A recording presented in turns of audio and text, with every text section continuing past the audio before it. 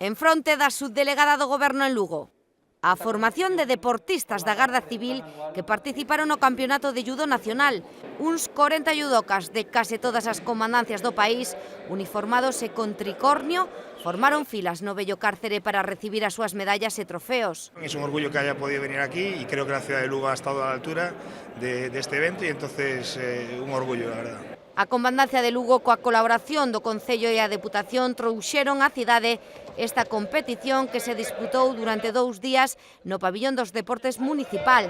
Na primeira xornada tivo lugar a competición individual por pesos e o segundo día a de equipos e un Open aberto en 2 categorías. El campeonato ha sido muy bien por tanto la organización como los eventos que ha habido y bueno, y conocer toda la ciudad.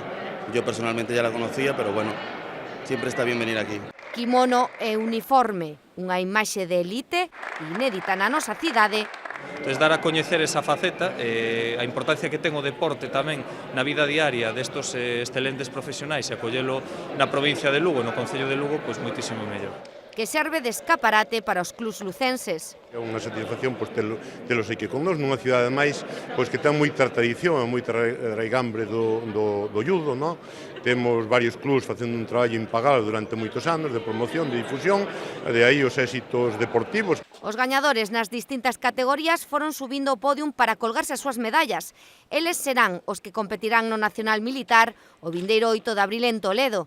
E antes de romper filas, o Concello, a Federación Galega de Judo e a Comandancia da Garda Civil de Lugo recibiron unhas placas de agradecemento pola colaboración na competición.